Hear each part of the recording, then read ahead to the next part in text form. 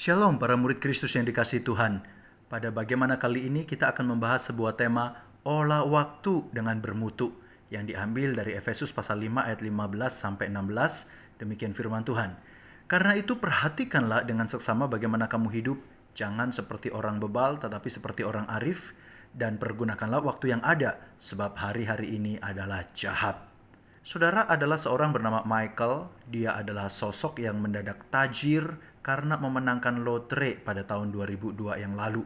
Saat itu ia berhasil mendapatkan 10 juta pound sterling atau setara dengan 188 miliar. Sayangnya, ia yang baru berusia 19 tahun saat itu malah menghambur-hamburkan uang yang dimenangkannya tanpa mengenal batasan, saudara.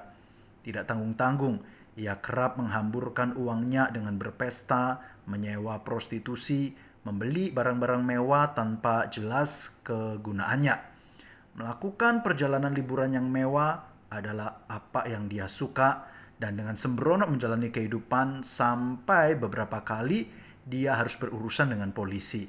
Alhasil, ia yang hidup hanya untuk berfoya-foya akhirnya bangkrut pada tahun 2013, dan 11 tahun setelah memenangkan lotre, dia mesti pindah ke Skotlandia dan bekerja sebagai tukang sampah. Saudara, mendengar kisah ini mungkin hati kita miris. Sayang banget, harta sebesar 188 miliar. Kalau dikelola dengan baik, paling nggak didepositokan aja. Udah bikin dia mengalami financial freedom, saudara. Nah, kisah ini saya sampaikan untuk mengawali sebuah perenungan bahwa kita juga sebenarnya bisa bertindak seperti apa yang dilakukan oleh Michael ini. Menjadi tidak bijak sebagai pengelola yang membuat kehidupan kita kemudian mengalami kondisi yang tidak baik seperti yang Michael alami.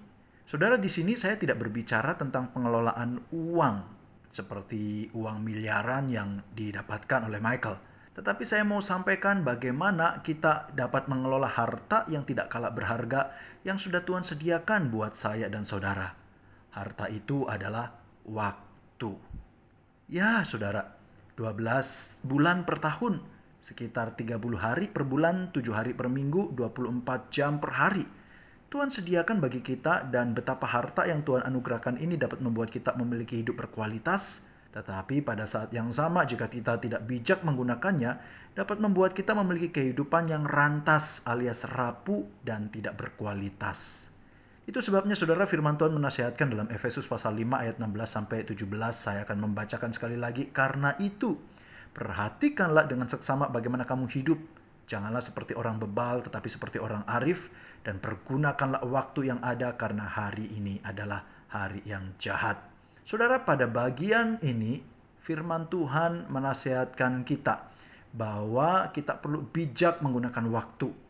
Dan waktu di sini dikaitkan dengan bagaimana kita menjalani hidup, dan Paulus membahasnya dalam konteks sebagai orang-orang yang telah ditebus, mendapatkan anugerah keselamatan melalui Kristus dan telah menjadi kepunyaan Allah. Saudara, Paulus menasihatkan pergunakanlah waktu yang ada. Waktu di sini tidak menggunakan kronos yang artinya waktu yang berjalan secara kronologis, berjalan begitu saja, bergulir seadanya, dan membentuk rutinitas yang ada. Tetapi adalah kairos yang artinya waktu dikaitkan dengan momentum.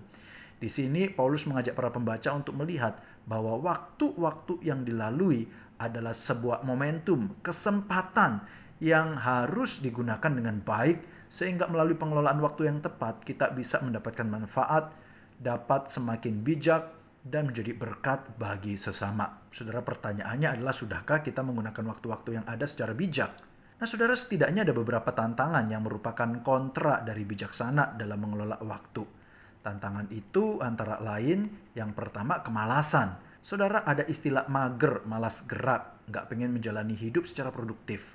Sukanya tidur, jalani hidup just for fun, terus istirahat, habis healing, terus healing lagi. Lama-lama bukan healing, saudara, tapi hilang.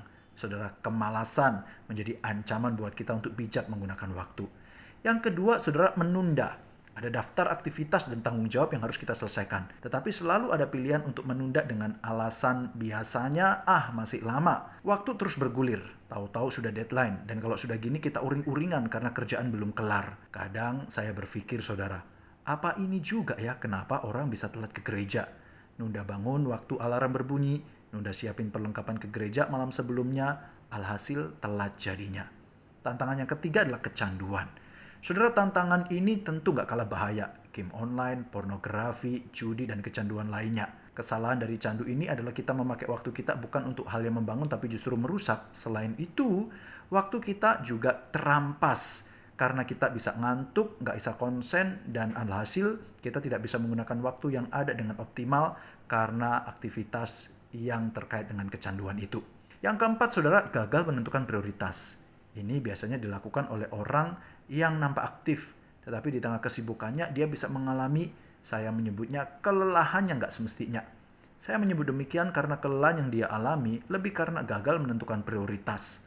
Menerima banyak hal untuk dikerjakan dan kurang bijak untuk menentukan apa yang perlu dilakukan lebih dahulu.